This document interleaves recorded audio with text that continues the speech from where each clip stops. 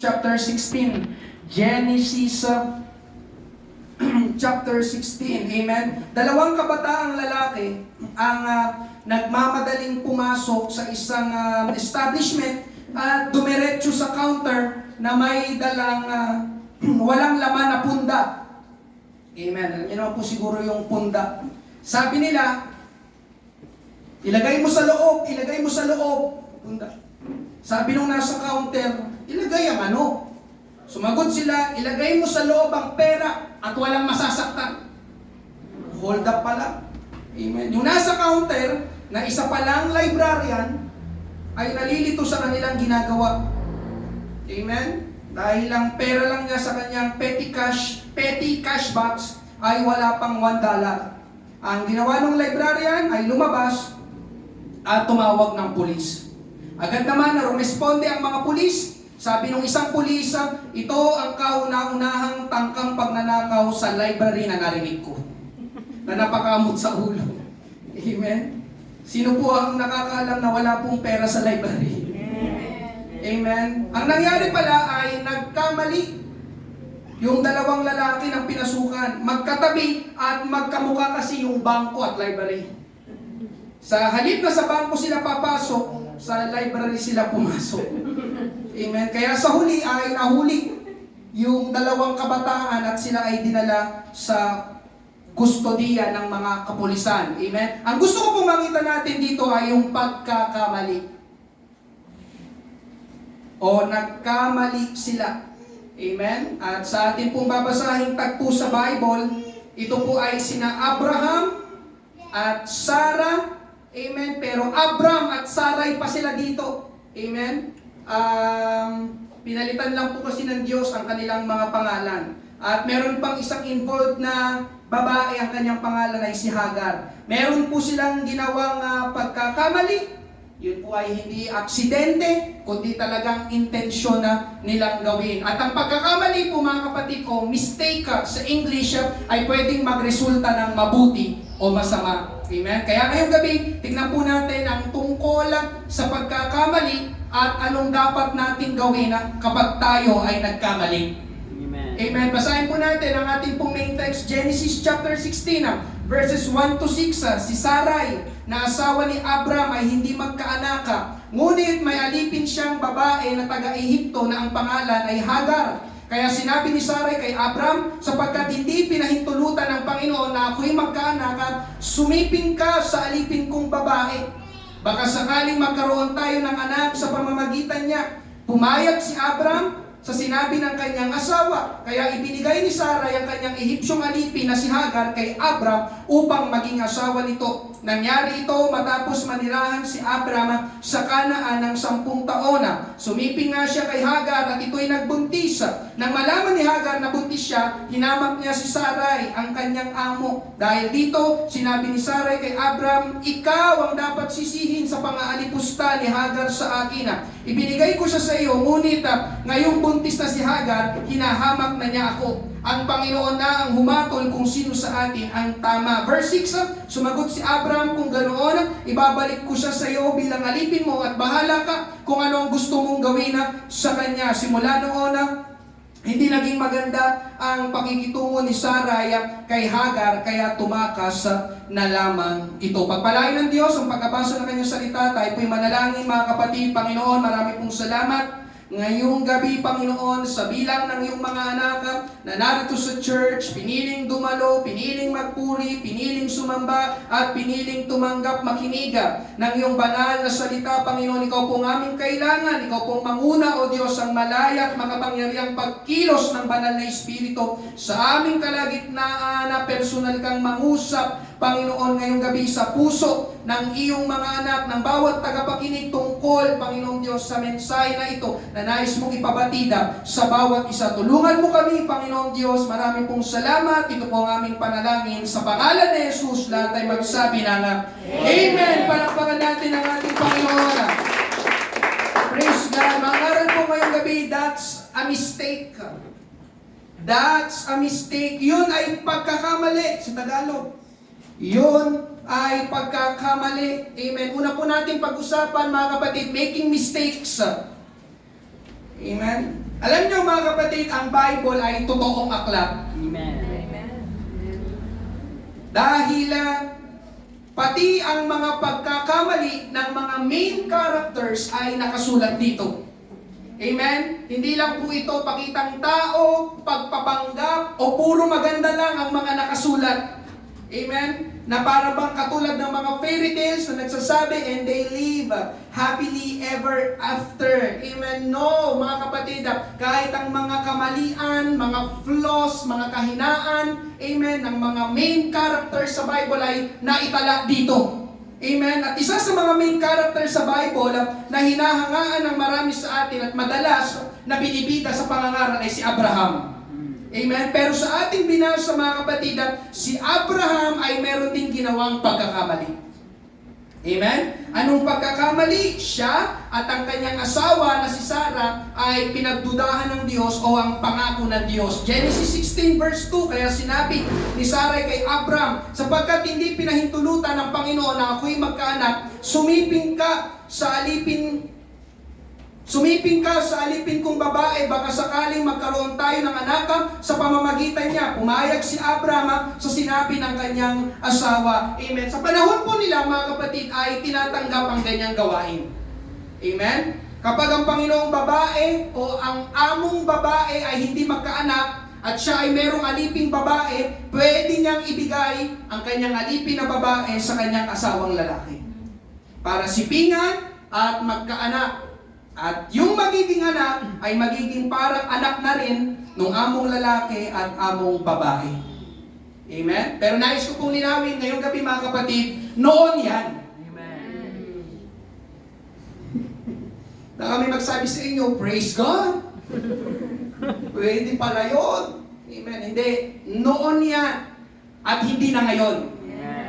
Amen? Hindi na po katanggap-tanggap at kalugod-lugod sa Panginoon ngayon ang kung sino-sino ang sinisipingan at inaanakan. Gusto ko makarinig ng amen. Amen. Nandiyan pa po ba kayo? Yes. Sabi ko, hindi na po kalugod-lugod sa paningin ng ating Panginoon kung sino-sino ang sinisipingan at inaanakan. Amen. Amen? Bagamat tanggap po sa panahon nila ang ganitong gawain, ito po ay isang malaking pagkakamali. That's a mistake. Yung ginawa ni Abraham at ni Sarah, dahil hindi po yun galing sa Diyos, hindi po ito ang plano ng Diyos, at hindi po ito ang paraan ng Diyos. Ang pangako ng Diyos na anak ay manggagaling mismo sa sinapupunan ni Sarah at hindi po galing sa sinapupunan ng ibang babae. Amen. Amen? Anong nangyari? Ngayong gabi mga kapatid, anong nangyari? Bakit sila nag-commit ng mistake o pagkakamali? Marami pong dahilan mga kapatid, pero sa tagpong ito po ay contextual preaching. Dito lang po natin kukunin kung bakit. Amen? Bakit na nagkamali o nakagawa ng mistake sina Abraham, sina Sarah? Una, because of doubt. Dahil sa pagdududa, si Sarah po ay 65 years old nang unang mangako ang Diyos kay Abraham na magkakaanak sila. Si Abraham naman ay 75 years old. 10 taon ang agwat ng edad ni Abraham at Sarah. Amen? Pero ang pangako ng Diyos ay hindi po agad nangyari. At sa tagpong ito sa ating main text, si Sarah po ay 76 years old na. So 11 years na ang lumipas. Amen? Maghintay ng 1 taon, okay lang. 2 taon, okay lang. 3 taon, okay lang. 4 na taon, titiisin. 5 taon, kakayanin. Pero yung 6 na taon, hanggang 11 taon, parang ibang usapan na ata yun. Amen? Hallelujah. Kung sa panahon natin ngayon, mga kapatid, 76 years old si Sarah sa tagpong ito, pwede natin sabihin, menopause na si Sarah. Pag sinabing menopause, hindi na pwedeng magkaanak. Amen? Kaya nagsimula na siyang magduda sa pangako ng Diyos na anak. Para sa kanya, hindi na siguro mangyayari. Amen. At yun na nga, mga kapatid, gumawa sila ni Abraham ng pagkakamali. Sabi ni Sarah kay Abraham, sipingan mo ang alipin ko. Na hindi naman inutos ng Diyos na gawin nila. Amen? May mga tao, mga kapatid, na nakakagawa ng pagkakamali dahil sa pagdududa. Amen? Hallelujah. Yung paminsan, pwede rin natin sabihin curiosity. Naalala ko, nung bata ako, amen, laging sinasabi ni mama, huwag mong paglaruan ng plancha kapag ginagamit dahil mapapasok ka. Dahil curious, duda, gusto malaman kung totoo bang mainit ang plancha, hahawakan. Hanggang sa mapasok. Amen? At doon na patunayan, totoo nga. Amen? Mainit ang ilalim ng plancha. Amen? Hallelujah. So because of doubt, mga kapatid, ikalawa, nagkakamali ang tao because of impatience. Amen? 11 years na simula ng mangako ang Diyos kay Abraham na magkakaroon sila ng anak. Pero hanggang sa oras na ito, ay wala pa yung pangakong anak na yon. Alam niyo mga kapatid, I believe in 11 years ay napakatagal na. Amen. Amen? At sinong naniniwala na tayo, yes, tayo, ikaw at ako, ay impatient people? Amen. Aminin mo man o hindi mga kapatid, hindi natin gusto naghihintay. Amen. Lalo na ang matagal na paghihintay. Kaya nga nauso sa mga pila, di ba? Yung mga senior citizen, priority lane, amen, PWD. Tama po ba? Amen. Amen. Kapag may tao, kapag maraming tao, pumunta ka sa Jollibee, ang daming tao, di ba? Ayoko na, lipat na lang ako sa McDo. Tama po ba? Ayaw mo na naghihintay ng matagal. Bakit mga kapatid? Sapagkat likas po tayong mainipin. Amen. Sino po mainipin? Amen. Lahat tayo. Amen. Kaya nga, di ba mga kapatid? Amen. Binabantayan mo ang oras ng pangangaral. Sabi ni Joseph, oh. Amen. Kapag tumingin ka, amen. Lumampas na ng alas 8 si pastor, amen. Hindi ka na mapakali sa iyong inuupuan. Amen. Di pa rin tapos. Alas 8 na. Yun tayo mga kapatid. Amen po ba? At itong kawalan ng pasensya sa paghihintay ay pwede ring magdulot ng pagkakamali. Dahil ang desisyong ginawa ng mabilisan ay malimit, humahantong sa hindi mabuting katapusan. Amen. Amen? Sabi dyan, because when you're always in a rush, nagmamadali, you're not thinking, hindi ka na nakakapag-isip ng maayos, you're reacting, react na lang ng react. Amen? Nangaral si Brother Joseph last Thursday about emotion. Amen? Minsan, yung tinatawag na bugso ng damdamin. Amen. Amen? Hindi na nakakapag-isip. Ito na lang ang pinapagana, emosyon. Amen? At ang sabi dito, decisions made in that state almost never end well. Amen? Kapag ikay laging nagmamadali, impatient, malimit mga kapatid, ang kahihinatnan ay hindi maganda. Amen? Alam ito ni Brother Joseph. Amen? 9 months siyang walang trabaho. Mula nang nag-resign siya sa dati niyang trabaho dahil gusto niyang mag-ministry, maglingkod sa Panginoon. Amen? Nagsimula siyang maghanap ng ibang trabaho, yung hindi maaapektuhan ang schedule. Amen? Ng church, ng oras niya para sa Panginoon. Pero walang trabaho ang nag-fit sa gusto niyang schedule. Kapag meron na siyang kapag meron na nag-offer ng trabaho, tinatanong agad ni Brother Joseph, may pasok po ba yan ng Sabado, Linggo? Sasabihin nung trabaho, nung employer, o nung HR, ay oo, meron kaming Sabado. Amen. Pwede po bang wala? Ay, kailangan talaga may pasok ng Sabado eh. So, hindi palaging nag-fit, amen, ang gustong schedule ni Brother Joseph. Lumilipas ang mga araw, tumatagal ang paghihintay, wala pa rin trabaho. Amen. Naiinip na siya. Hanggang sa may nag-offer sa kanya, nung nakaraang May o June ba yun? Nakalimutan ko na. Amen. Pang-umaga ang pasok, at hindi maapektuhan ang oras sa church. Amen. Excited siyang binalita sa akin. Pastor, ayos ang oras dito. Kaya lang, yung trabaho, pwede ba yung sa atin? Sabi ko, anong trabaho? Sabi nga, magpipinta ng Santa Marta.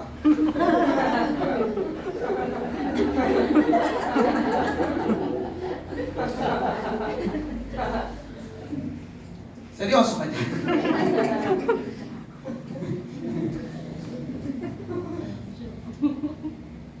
Sabi ko mga kapatid, wag yan. Amen? May trabaho ka nga, nagkakasala ka naman. Amen. Nandiyan pa po ba kayo? Amen. Amen? Sabi po yun ng Bible sa Exodus chapter 20, huwag kang gagawa ng anumang larawang inanyuan. Tapos sabi ko sa kanya, tapos ikaw magpipinta pa? Amen? Sabi ko sa kanya, ako na lang ang ipinta mo. Anong gusto mong posisyon? Nakaganon?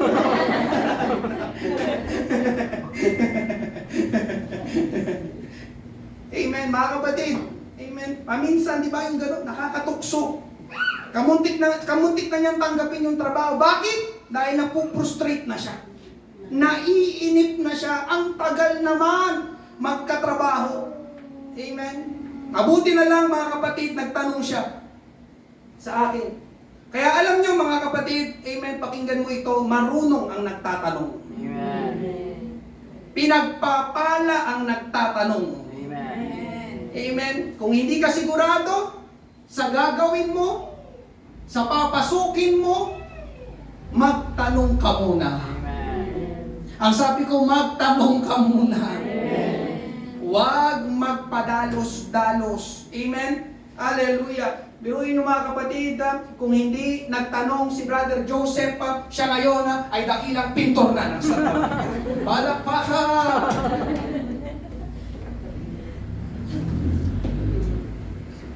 Alam nyo yung nagsuko si Brother Lando, Sister Cecil, ng Maribulto, sinunog namin. Amen. Tanong nyo kay Brother Ogie. Brother Ogie, ano? Buhay naman kami, kompleto pa rin yung katawan ko. Amen. Andiyan pa po ba kayo? Pero hindi po yun yung preaching, amen? Ngayon, mga kapatid, hallelujah, salamat sa Panginoon. May trabaho na si Brother Joseph, walang pasok ng Sabado at Linggo. Amen. Yun, mga kapatid. So, malaki ang posibilidad na magkamali tayo dahil sa impatience. Ayaw natin maghintay. Ikatlo, mga kapatid, pwedeng magkamali ang tao. Ulitin ko, this is from context because of lust. L-U-S-T. Amen? Kapag sinabing lust, pagnanasa, intense craving, gustong-gusto, at malimit na inuugnay ang lust sa sexual desire. Amen. Amen. Nung Sunday, mga kapatid, for the sake ng mga wala dito sa church, I encourage you, panoorin niyo po yung pangaral ng Sunday. Kapag hindi pa kayo kasal, hindi kayo pwedeng magsiping. Amen.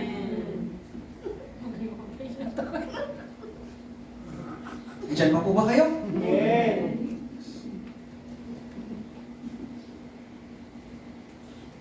Mahimik ata.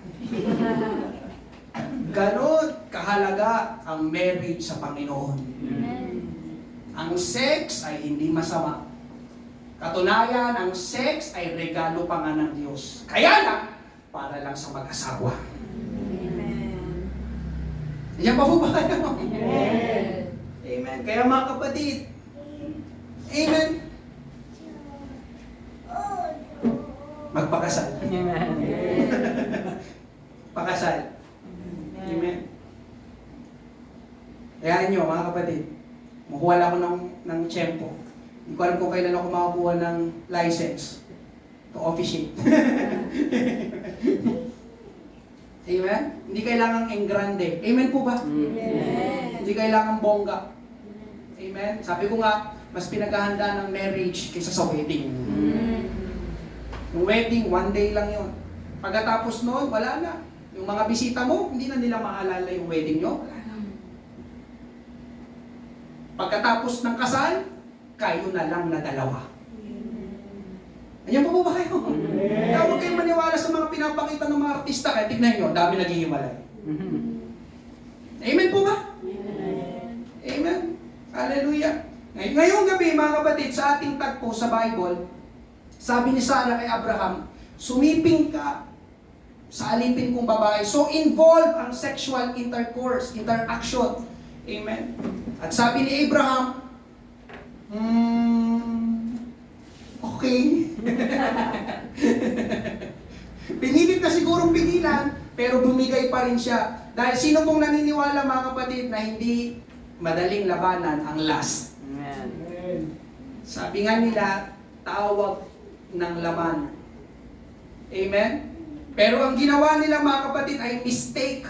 Pagkakamali, malaking pagkakamali dahil hindi naman talaga asawa ni Abraham si Hagar, yung alipin. At hindi naman yun ang utos ng Diyos sa kanila na gawin. Amen. Hindi ko na pakakahabain yun. Itong tatlo mga kapatid, mula sa context na pinag-uusapan natin ang naging dahilan bakit nagkamali si Abraham at Sarah. At gusto ko pong iparating sa bawat isa mga kapatid na hindi lang po ito history o storytelling. Dahil ang nangyari po sa kanila ay nangyayari pa rin sa mga tao hanggang ngayon. Pinapakita po sa atin ngayon na kahit ang mga dakilang lalaki ng Diyos sa Bible ay nagkamali o nagkakamali rin. Amen. Kaya sasabihin ko po sa bawat isa, amen, kahit ang apelyido mo ay perfecto, hindi ka perfecto. Nagkakamali tayo. Sino po sa inyong nagkamali na? Amen. Praise God. Hallelujah. Dahil yun ang totoo.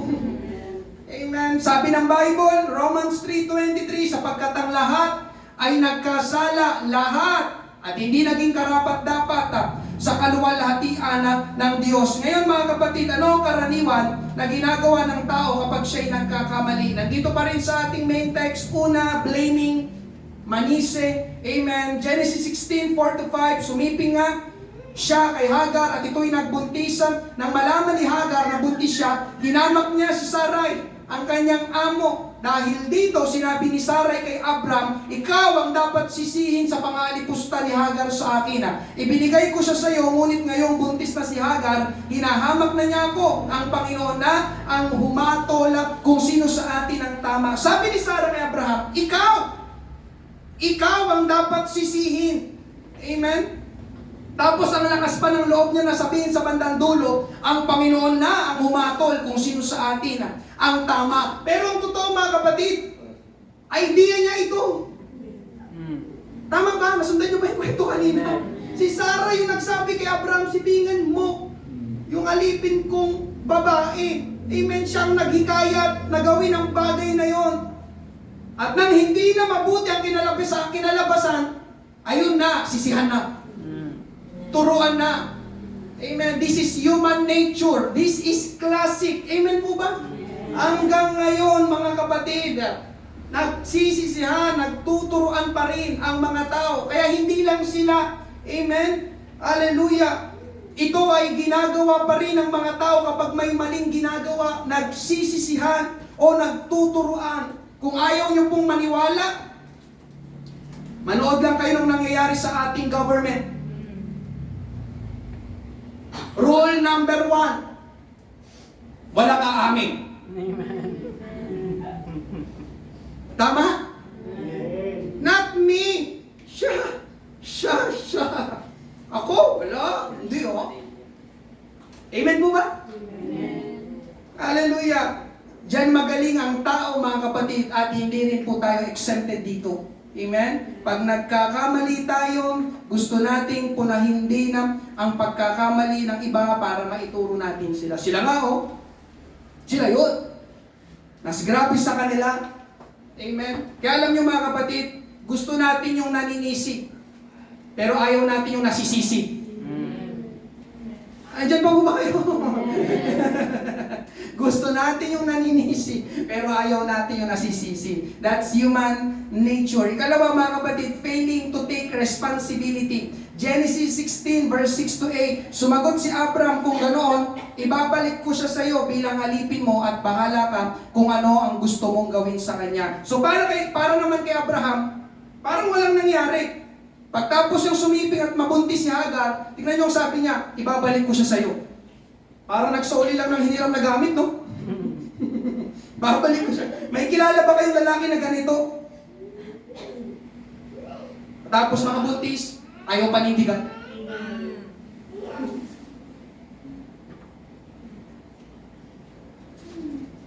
Amen ba? At sabi pa niya, bahala ka kung anong gusto mong gawin sa kanya. Ang sinasabi niya ni Abraham, ayaw niyang akuin ang responsibilidad ng ginawa niyang pagkakamali. Amen? Gusto niya na iba ang mag-aayos sa problema na ginawa niya. Wala akong kinalaman dyan, labas ako dyan, ikaw ang mag-ayos niyan. Amen? At ikatlo, mga kapatid, na ginagawa ng tao pang nagkakamali, hiding and lying. Nagtatago at nagsisinungaling. Andiyan pa po ba kayo? Genesis 16 verse 6, yung dulo, simula noon, hindi naging maganda ang pakikitungo ni Sarai kay Hagar, kaya tumakas na lamang ito. Hindi na gusto ni Sarah o ayaw na niyang makita ang kanyang alipin na si Hagar. Bakit? Dahil ang nakikita ni Sarah kay Hagar ay yung pagkakamali na ginawa niya.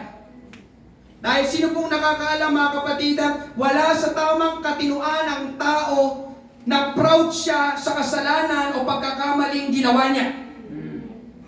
Tama po ba? Kaya malimit kapag ang tao ay gumawa ng mali, yun ay tinatago at tinatakasan niya. Amen po ba? Tapos kalimitan, ang kapatid nun ay magsisinungaling pa. Pagtatago, pagtakas, pagsisinungaling, magkakadikita. Yung tatlo na yun. Amen? Merong isang kwento, sabi nung nanay sa anak niya, "Anak, nakita mo ba yung ulam na kangkong dito sa lamesa? Pinalagay kasi yun ng kapitbahay natin, babalikan niya daw mamaya." Nagulat yung anak nang marinig na hindi pala sa kanila yung ulam dahil kinain na niya. So, that's a mistake. Amen. Kaya para maitago yung pagkakamali niya, nagsalita siya at sinabi na hindi niya alam. Sabi niya, "Hindi ko po alam, ma." Pero pagtingin sa kanya ng nanay niya, sinungaling. Amen. Sinampal pa nung nanay. Amen. Sabi nung anak, "Hindi po ako nagsisinungaling, ma." Sumagot yung nanay, "Ayan o, ayan o. Kitang-kita yung kangkong nakasabit sa ngipin mo."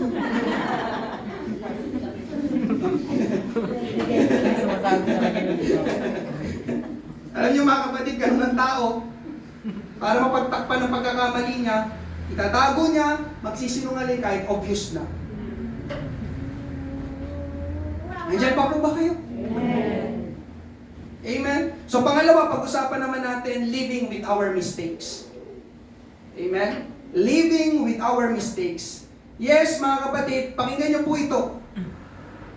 May mga pagkakataon na pwede kang manisi, pwede mong takasan ang maling ginawa mo, pwede kang magtago, but remember this, mga kapatid, hindi sa lahat ng pagkakataon. At hindi habang buhay. Amen? Naniniwala ba kayo doon? Hindi natin matatakasan habang buhay ang mga pagkakamali na ginawa o ginagawa natin. Minsan nakapanood na ako ng balita, makalipas ang 10 taon, nahuli pa rin yung suspect. Nakapanood na ba kayo ng gano'n? Ang tagal nun ha. Amen? So siguro sabi nung suspect, takas na, ligtas na, nakalusot na. Pero nagulat siya after 10 years. Amen? Minaman-manan na pala siya. At yun nga, nahuli. Amen? Mahalagang tandaan, mga kapatid, pakinggan mo ito. Hindi man nakikita ng tao ang lahat ng ginagawa natin, pero ang Diyos nakikita niya ang lahat. So anong gusto mong point, Pastor? Matatakasan natin ang tao, pero hindi ang Diyos. Makakapagtago tayo sa tao, pero hindi sa Diyos. Remember that. I say it again. I will say it again. Remember that. Makakatakas ka sa tao, pero hindi sa Diyos. Makakapagtago tayo sa tao, pero hindi sa Diyos. Kaya alam nyo, mga kapatid, sa halip na magtago at magsinungaling, ang tamang gawin ay i-confess. Agad, umamin tayo sa Panginoon. At ganoon din, sa binigay na tagapanguna sa unahan natin. Amen po ba? Tingnan niyo pong sabi ng Bible, mga kapatid, Proverbs 28:13. Hindi ka uunlad kung hindi mo ipapahayag ang iyong mga kasalanan. Nabasa niyo po ba yan? Ngunit kung ipapahayag mo ito at tatalikdan, kahahabagan ka ng Diyos. Amen? Hindi uunlad, mga kapatid. Amen? Sa ibang salin niyan, hindi pagpapalain ng Diyos ang mga nagtatago ng kanilang kasalanan. Hindi ako nagsabi, ang Bible. Amen po ba? Kaya mga kapatid, pag nagkamali, ganon, mas mabuti, mag-confess agad. Amen po ba? Ngayon, balikan natin sina Abraham. Ito po yung context. Genesis 16 verses 8 to 9. Tinanong siya ng anghel, Hagar, alipin ni Sarai, saan ka ba nanggaling at saan ka pupunta? Sumagot siya, tumakas po ako sa amo kong si Sarai. Sinabi ng anghel ng Panginoon sa kanya, bumalik ka sa amo mo at magpakumbaba ka sa kanya. Pansinin niyo po yung sinabi, bumalik ka sa amo mo. Tumakas na sana si Hagar. Amen? Pero sabi ng Panginoon, ng anghel ng Panginoon, no, bumalik ka sa amo mo. Pinabalik ng Panginoon si Hagar kina Abraham at Sarah. Bakit? Anong ibig sabihin nito? Listen, gusto ng Panginoon na harapin ng mag-asawa nila Abraham at Sarah ang pagkakamali na ginawa nila. Nandiyan pa po ba kayo? Sabi, no, pag umalis ka, makakalusot yung dalawa, bumalik ka sa kanila. Kailangan nilang harapin ang pagkakamali na ginawa nila. Hindi takasan, hindi taguan, hindi pagsinungalingan. Amen? Ang sinasabi po ng Diyos dito mga kapatid, if you make a mistake, you have to live with your mistake. Kapag ikay nakagawa ng pagkakamali, kailangan mong harapin ang pagkakamali na yon. Ang sunod na tanong ay, anong ibig sabihin ng pastor? Paano? Amen. Kasunod, to live with your mistake means you have to take responsibility. Amen. You have to take responsibility. Akuin nyo, kayo ang gumawa niyan, kayo rin ang mag-ayos niyan. Amen?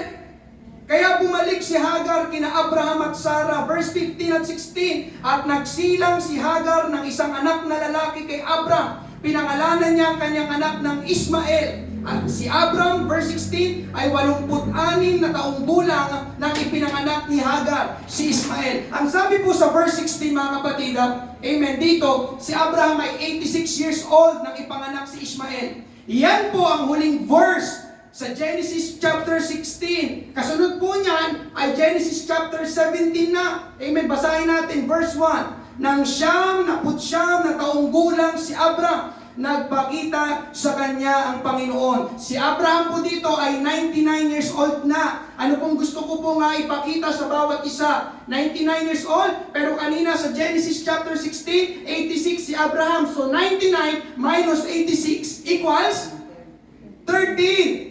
13 years nakasama ni na Abraham at Sarah, sina Hagar at si Ishmael. So anong point nun, Pastor? 13 years nilang nakikita, nakakausap, nakakahalubilo, ang consequence ng pagkakamali na ginawa ni na Abraham at Sarah. Naging silent ang Bible doon sa 13 years, pero pagdating ng Genesis 17:1, 99 na si Abraham. Sabi din, di ba, ng Panginoon, no Hagar, balik ka kay Abraham at kay Sarah.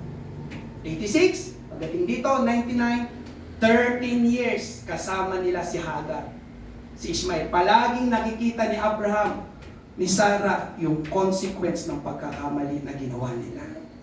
Amen? Si Ishmael po dito ang consequence ng pagkakamali, mistake ni na Abraham at Sarah. Si Ishmael po dito, kumbaga mga kapatid, ay anak sa labas ni Abraham. Kaya ang living with our mistake ay living with the consequences. Amen? Hindi nilayo ng Diyos si Ishmael. Pansinin niyo ito mga kapatid, ha? Hindi nilayo ng Diyos si Ishmael sa mag-asawa, kundi hinayaan ng Diyos na harapin nila ang consequences ng kanilang pagkakamali. That's why, mga kapatid, I am preaching this tonight. Hindi maliit na bagay ang mistake. Diyan pa po ba kayo? Hindi maliit na bagay sa Diyos ang pagkakamali. Amen? It can result to a big consequences. Amen? Hallelujah. Ito din ay totoo sa bawat isa mga kapatid. Amen? Pansinin nyo. Amen? Kapag ikaw ay nag-cheat, nagtaksil sa iyong asawa, hindi ka pwedeng mainis na hindi ka na niya pinagtitiwalaan. You have to live with the consequences. Amen. Ikaw ang gumawa niyan eh. Andiyan pa po ba kayo? Amen. Di ba, ba't naiinis ka? Bakit ganun din yun ako kinakausap? Ay, tapos lahat ng ano, parang ayaw na niya magtiwalas. You have to live with the harapin mo yung consequence.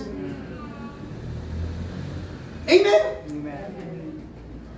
Kapag ikaw ay gumawa ng immoralidad, hindi ka pwedeng mag-ministry dito sa harapan because this place is a holy place. Amen? You have to live with the consequences. Kapag tatamad-tamad ka sa pag-aaral, binagsak ka ng teacher mo at nag-repeat ka, hindi ka pwedeng mainis sa teacher mo. Amen. Ganon din sa trabaho. Hindi ka pwedeng mainis sa boss mo. You have to live with the consequences. Kapag nag-repeat ka, kapag nawalan ka ng trabaho, amin po ba? Kapag nabuntis ka ng hindi pa dapat, hindi ka pwedeng manisi ng ibang tao. Amen. You have to live with the consequences. Amen? Hallelujah. Marahil may magtatanong po sa inyo, hanggang kailan ko haharapin ang consequences ng ginawa kong pagkakamali? Ang sagot ko po mga kapatid ay, hindi ko po alam kung hanggang kailan. At alam niyo mga kapatid, yun ang mahirap na stage. Hindi yung nagkamali ka. Alam mo yung mahirap na stage? Yung pagtapos mong magkamali. Yung kinakaharap mo na yung consequence ng iyong pagkakamali na ginawa. Amen? Yung tagal, yung panahon. Amen? Di ba yung mga nakukulong mga kapatid? Di ba yung umaabot ng 5 taon, 10 taon, 15 taon sa kulungan, sayang ang oras. Amen. Sayang ang panahon.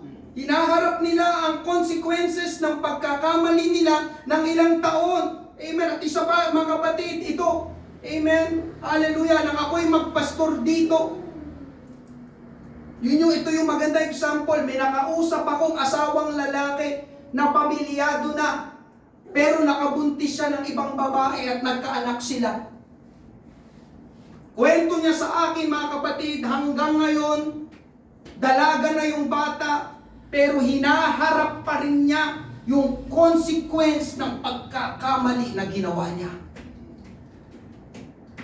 May mga araw na gusto niya makita yung anak niya na yon, kaya lang, may mga araw na yon ang pinagtatalunan nilang mag-asawa. Amen. Ito yon, you have to live with the consequences. Ginawa mo eh. Nandiyan pa po ba kayo? Amen. Amen. Nakausap ko siya, umiiyak. Di ba? Ang gulo, nasira. Di ba? Yung relasyon naming mag-asawa. Amen. Hindi ko po alam mga kapatid kung hanggang kailan. Pero ang punto dito, kasali ang oras. Amen. Nakita ko doon sa kanya. Doon sa asawang lalaki. Amen. Hanggang ngayon, napagtatalunan nilang mag-asawa kapag inuungkat. Diba? Anak ka, diba? Kaya mistake? Maliit na bagay? No. Andiyan pa po ba kayo? Pinapangaral ko po ito dahil pinag-iingat ko kayo. Andiyan pa po ba kayo? May consequences ang ating mga gagawin. Lalo na kung ito ay mistake. Amen? It takes time to work through our mistakes. Sina Abraham at Sarah, mga kapatid, for 13 years kasama nila si Ishmael ang bunga ng kanilang pagkakamali. Amen? So ngayon, mga kapatid, ano pong dapat gawin? Ang magandang balita, meron pa rin tayong mabuting magagawa kahit nagkamali na tayo. Amen. Amen? Yun ang magandang balita. Una, amen, nandiyan na tayo sa harapan, admit that you commit the mistake and be humble. Amen? Ibig sabihin ng admit, akuin mo, aminin mo na ikay nagkamali at magpakumbaba ka. Amen. Kasi merong mga tao, mga kapatid, na nagkamali na nga, nagmamataas pa.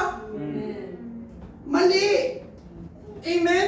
Hindi maayos ang problema at hindi ka matututo sa iyong pagkakamali kung lagi kang nagmamataas. Ang natututo at lumalago ay yung marunong umako ng kanilang pagkakamali at handang tumanggap ng disiplina at pagtutuwid. Amen po ba? Amen. Amen. Alam nyo mga kapatid, hallelujah. Natutunan ko ito sa church, sa ministry. ang laging itinatanggi ang kanilang pagkakamali, kahit nahuli na, pakinggan nyo ito, ay mahirap ng pagkatiwalaan. Amen.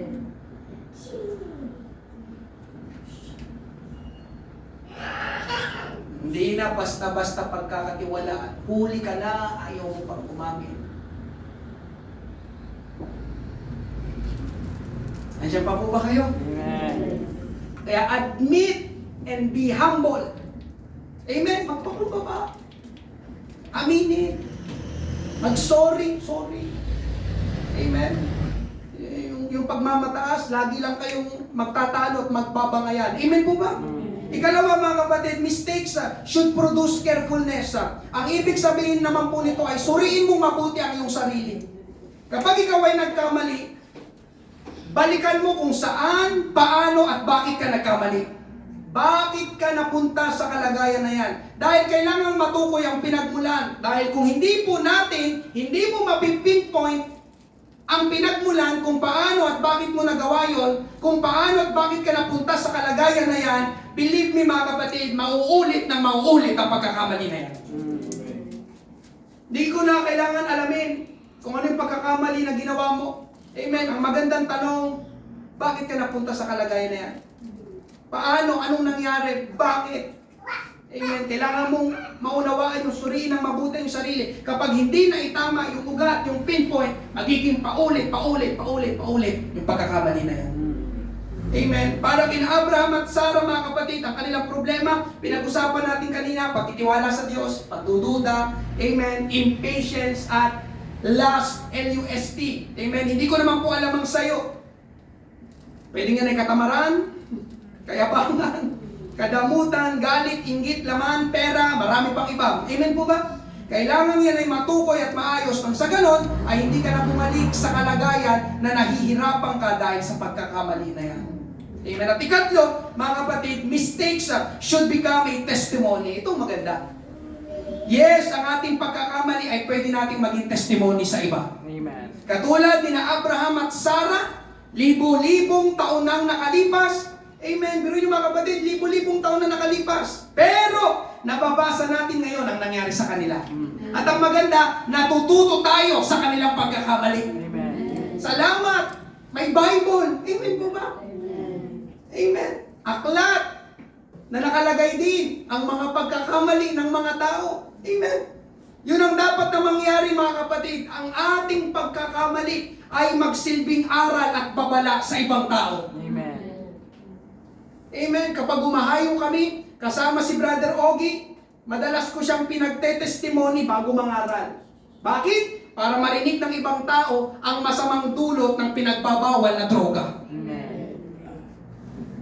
Sa kanya, sa kanilang hanap buhay at sa kanilang pamilya. Amen. Sabi ko, Brother Ogie, testimony ka. Amen. Para marinig nila ano yung buhay mo noon na gumagamit ka pa ng droga. Ano yung resulta, ano yung epekto, ano yung nangyayari. Kailangan nilang mapakinggan. Dahil kapag hindi nila napakinggan yun, pwede rin nilang pasukin at gawin ang bagay na yun. Amen. Sino pong naniniwala mga kapatid, marami ng buhay, marami ng pamilya ang sinira ng pinagbabawal na droga. Amen. Amen. Nagkamali noon si Brother Ogie, pero salamat sa Panginoon, nakakilala siya sa Panginoon. At ngayon, ang kanyang buhay ay testimony sa ibang tao na ang Diyos ay nagbabago ng buhay. Amen. Hallelujah. Kaya ngayong gabi mga kapatid, sa ating pagtatapos, living with your mistakes, ito pong mahirap mga kapatid, yung second point. Yung oras, yung tagal. Minsan, ay mga oras na kailangan mong harapin. Yung pagkakamali na ginawa. Paminsan yung consequence, hindi lang tumatagal ng isang araw, 2 araw, 3 araw, hindi lang isang linggo, hindi lang isang buwan, pwede yung umabot ng taon. Mahirap yun. Bakit? Anong ibig sabihin nun? Minsan, nandun yung guilt, nandun yung shame, at wala ang peace of mind. Amen po ba? Kaya pangatlo, panghuli mga kapatid, overcoming our mistakes. Amen? Hallelujah. Alam nyo mga kapatid, itong magandang balita, kahit papaano, pwedeng maiwasan na tayo ay magkamali. Sabi ko, pwedeng maiwasan na tayo ay magkamali. Amen. Paano? Tingin kayong lahat sa akin. Kung marunong ka lang makinig at sumunod. Amen. Nandiyan pa po ba kayo? Makinig sa payo ng mga nauna na sa atin at makinig at sumunod sa mga pinapangaral dito sa harapan mula sa salita ng Diyos. Marunong kang makinig, sumunod, makakaiwas ka na ikay gumawa ng pagkakamali. Amen? Tignan nyo ang isa sa resulta ng pagkakamali nila Abraham at Sarah. Genesis 16:4-5. Sumiping nga siya kay Hagar at ito'y nagbuntis. Nang malaman ni Hagar na buntis siya, hinamak niya si Sarai, ang kanyang amo. Dahil dito sinabi ni Sarai kay Abraham, ikaw ang dapat sisihin sa pangaalipusta ni Hagar sa akin. Amen. Ibinigay ko siya sa iyo, ngunit ngayong buntis na si Hagar, hinahamak na niya ako. Ang Panginoon na ang humatol kung sino sa atin ang tama. Amen. Paulit-ulit po ito, mga kapatid, nababasa natin at ilang beses nyo na pong narinig sa akin. Amen. Ang pag-aasawa ng higit sa isa ay palaging magdudulot ng kaguluhan at kasiraan ng relasyon ng mag-asawa. Tignan nyo pong nangyari, mga kapatid. Ano ba sila dyan? Nagyayakapan ba sila dyan? Hindi, nag-aaway-away na sila. Amen? Sabi ni Hagar, nung nabuntis na siya, siguro sabi niya kay Sarai, ako hindi baog. Nagkaanak ako. Ikaw, walang anak. Amen? Hinahamak siya ni Hagar. Tapos kaya ito si Sarah, amen, lapit kay Abraham, ikaw ang dapat. Tignan niyo, mga kapatid, nag-away-away na sila. Ikaw ang dapat sisihin. Amen? Kaya ngayong gabi, mga kapatid, kung nakinig lang sana sina Abraham at Sarah sa Diyos, kung naghintay lang sana sila, kung nagtiis lang sana sila, kung nagpigil lang sana sila, kung mas nagtiwala pa sila sa Diyos, wala sanang Ismael. Amen.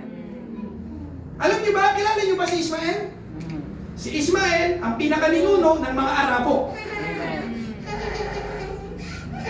Sabi ko, si Ismael ang pinakaninuno ng mga Arabo. Sino ang mga Arabo? Ang mga laging kumakalaban at umaatake sa Israel, bayan ng Diyos. Amen. Minsan nga, di ba? Umiyak si Jay. Minsan nga, di ba, mga kapatid? Amen.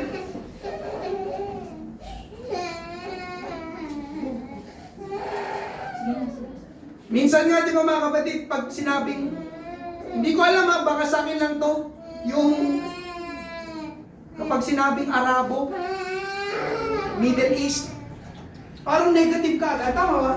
Amen. Malulupit yung mga yan. Tama mo ba? Amen. Malulupit tong mga to. Di ba? Di ba? Alam niyo, mga kapatid, maraming terorista, di ba sa kanila galing? Kanino sila nang galing? Kay Ismael. Kay Ismael. So anong point ko dito, mga kapatid? Biruin nyo, hanggang ngayon, nangyayari pa rin yung consequences ng pagkakamali ni Abraham at Sarah. Amen.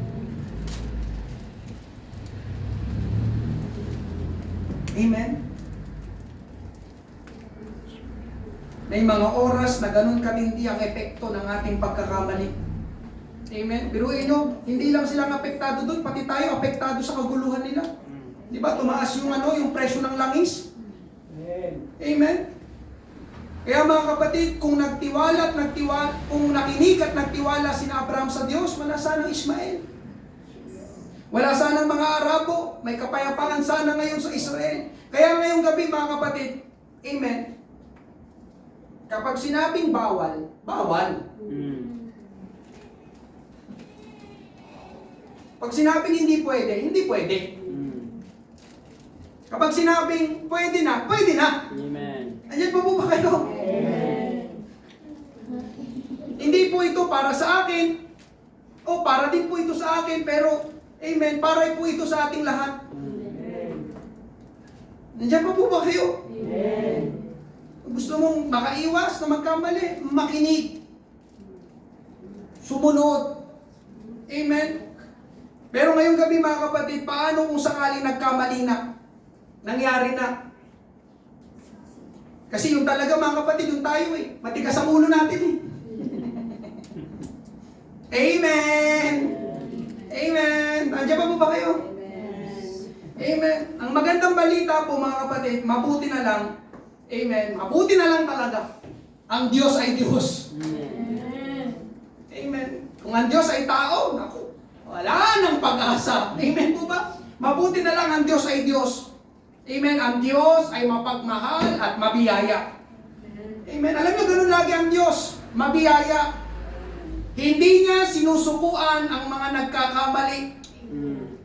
Katunayan, binigay o tinupad pa rin ng Diyos ang pinangako niyang anak kina Abraham at Sarah. Genesis 21 verses 1 to 3 at 5. Ngayon, biniyayaan ng Panginoon si Sarah at tinupad ang kanyang sinabi gaya ng kanyang ipinangako. Nagbuntis si Sarah at nanganak ng lalaki kahit matanda na si Abraham. Isinilang ang sanggol sa panahon na sinabi noon ng Diyos.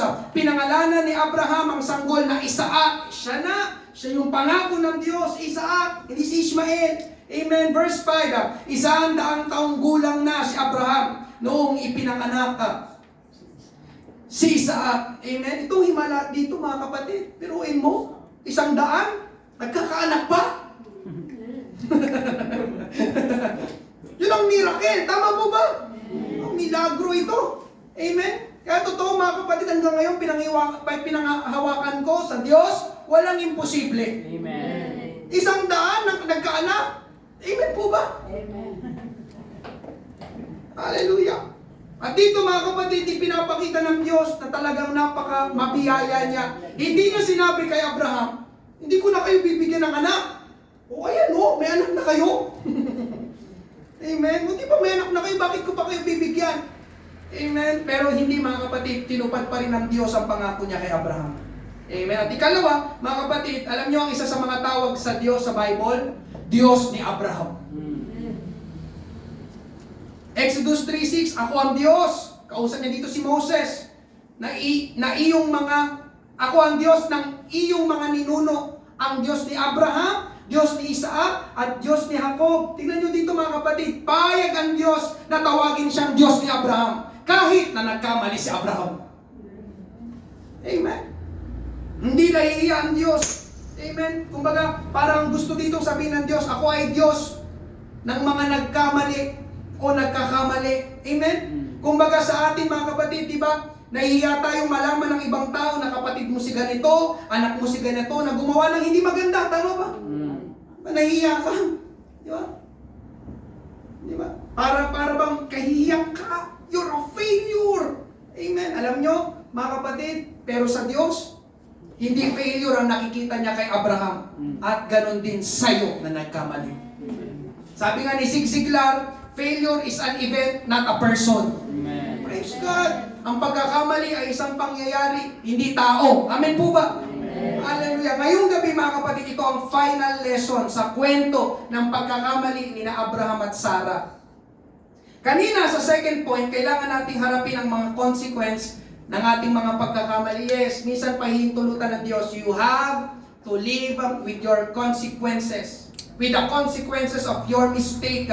13 years ang tinagal na kasama nila Abraham at Sarah si Ishmael. Pero pagdating sa Genesis 21, amen, Genesis 21 verses 10 to 12, kaya sinabi ni Sarah kay Abraham, palayasin mo ang babaeng alipin at ang anak niya dahil ang anak ng babaeng alipin ay hindi maaaring makibahagi sa mamanahin ng anak kong si Isaac. Labis itong ikinalungkot ni Abraham dahil anak din niya si Ishmael. Ngunit sinabi ng Diyos sa kanya, hindi mo dapat ikalungkot ang tungkol kay Ishmael at kay Hagar na alipin mo. Sundin mo ang sinabi ni Sarah dahil si Isaac na iyong anak ang pagmumulan ng ibibilang na lahi mo. Amen? Ngayong gabi mga kapatid, yes, merong panahon na kailangan nating harapin at tiisin ang consequences ng ating mga pagkakamali. Pero sinabi din sa binasa natin, ito yung gustong mangyari kanina ni Abraham ni Sarah, iwaksi si Hagar. Pero sabi niya ng Diyos, no,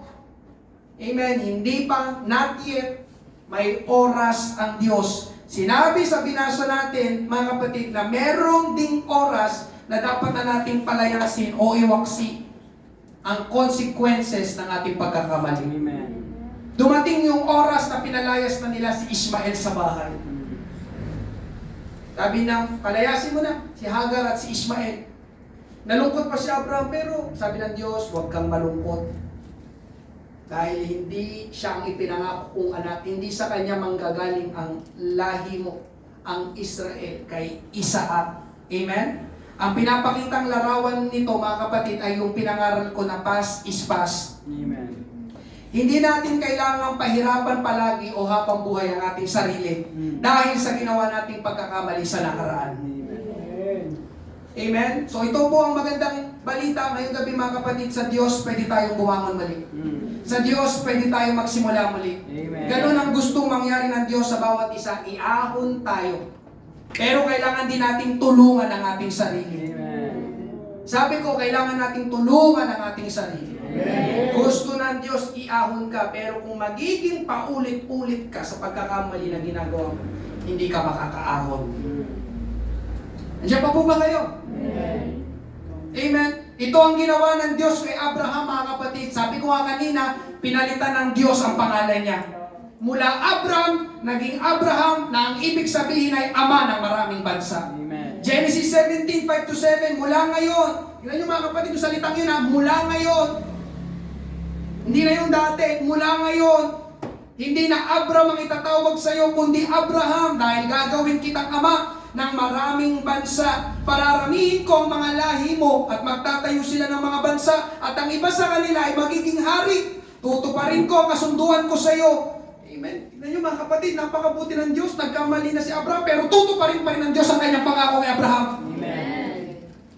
Amen. At sa mga lahi mo, sa susunod mo pang mga henerasyon, at ako ang magiging Diyos nila. Ang kasunduang ito ay magpapatuloy, magpakailanman. Amen. Nung Abraham pa siya, mga kapatid, yun yung oras na nagkamali siya.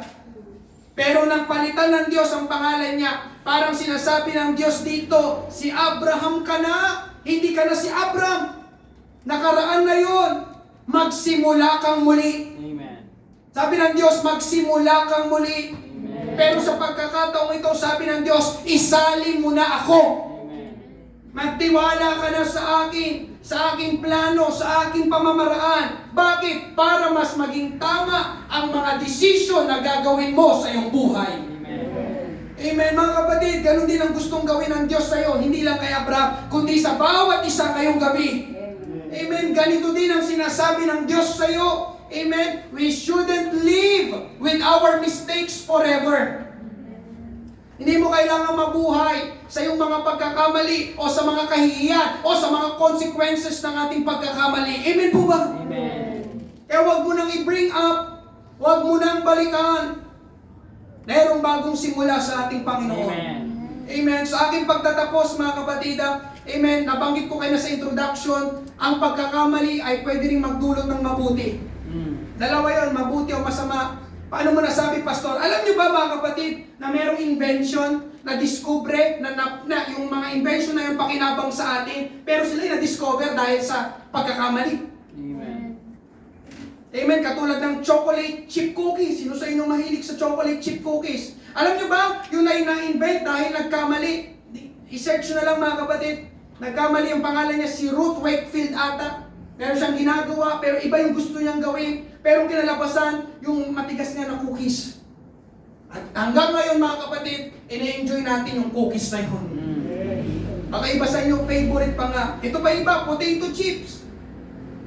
Accidentally lang din palang na-discover. Insulin, penicillin, microwave oven, at x-ray. Napakinabang ngayon sa mga tao. Amen. Amen po ba?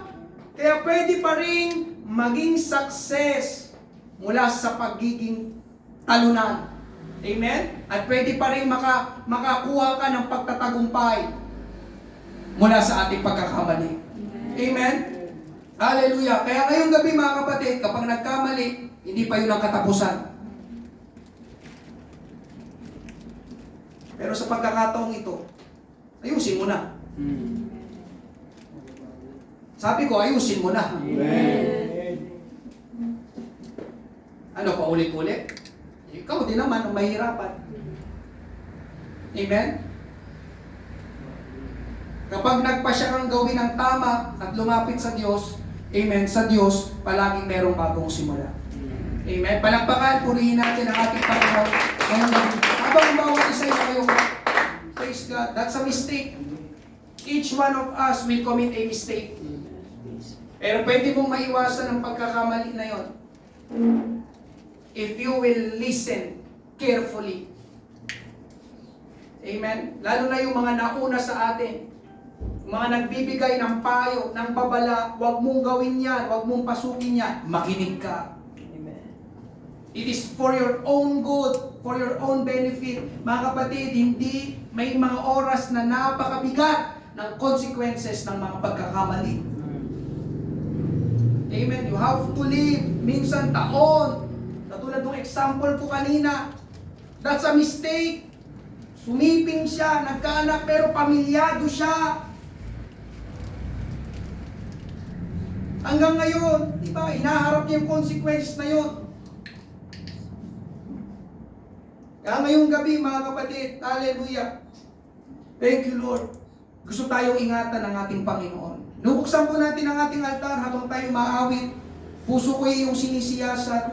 Meron kang nais, amen, hallelujah, isuko sa Panginoon, isuko mo na ngayong gabi, ihingi ng tawad sa Panginoon, ihingi mo na ng tawad sa Panginoon, hallelujah. Sabihin mo sa Panginoon, Lord, I need the right direction, Panginoon Diyos. Ayoko, Panginoon, hallelujah, na paulit-ulit ang gawin kong pagkakamali na ito, Panginoon. Help me, Panginoon. Give me wisdom, Panginoon. Hallelujah. Makinig ako sa mga warning, sa mga babala. Hallelujah. Ang mistake, Panginoon, ay pwedeng magdulot, O Diyos, hallelujah, ng matagal na consequences, Panginoon. Hallelujah. Glorify your name. We give you glory. We give you praise.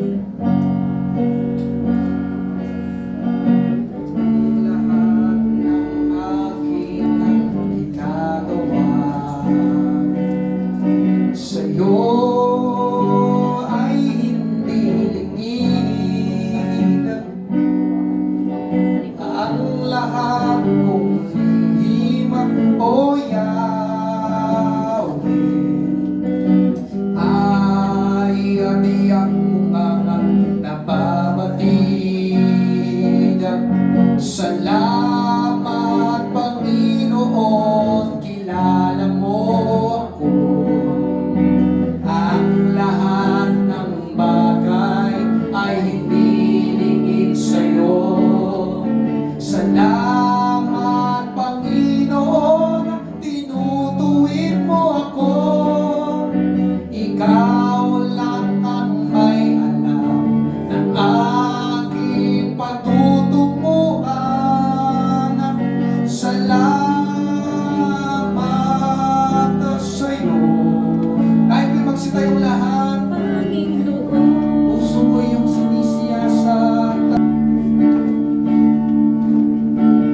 Puso ko'y iyong Lord, siyasatin mo ang aming puso ngayong gabi. Hallelujah. Patawarin niyo, O Diyos, sa aming pagkakamali. ang lahat kong hihing mo sa akin.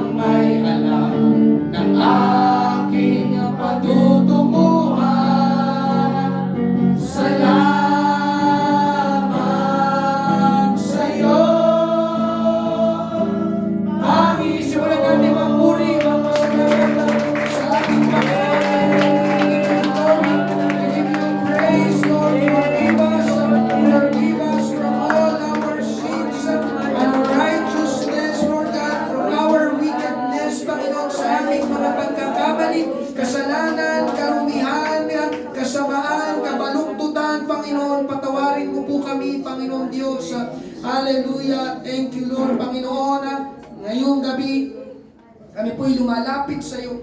Nagpapakumbabang puso, Panginoon Diyos. Ang pangangaral na ito ay magsilbing aral at babala sa bawat isa, Panginoon Diyos. Yes, kami ay pwedeng magkamali, Panginoon Diyos. At aming napakinggan ngayong gabi na merong mabigat, Panginoon Diyos, at pwedeng maging matagala na consequences ang mga mistakes sa mga pagkakamali na aming magagawa, O Diyos. Tulungan mo po kami, Panginoon Diyos. Ingatan kami ang aming buhay, Panginoon, sa mga decisions na aming gagawin, Panginoon Diyos. Hallelujah. Palaging umayon sa iyong kalooban, Panginoon. At nagpapasalamat din po kami ngayong gabi, Panginoon Diyos, sapagkat ang pagkabigo, Panginoon Diyos, ang mga pagkakamali ay hindi pa katapusan ng aming buhay. Salamat, napakabuti at napakamabiyaya mo sapagkat sa iyo, Panginoon Diyos, ay palaging merong bagong simula. Amen. Marami pong salamat, Panginoon Diyos, katulad ng iyong ginawa kay Abraham, Panginoon, na sa aming lahat, Panginoon Diyos, na nagkakamali, Panginoon. Patawarin mo po kami, O Diyos, bigyan mo kami, O Diyos, ng karunungan, ng discernment, Panginoon, na nagmumula sa iyo. Marami pong salamat sa ginawa mo, Panginoon Diyos, ngayong gabi. Ito pong aming panalangin sa pangalan ni Jesus. Amen. Praise God. Ngayong gabi,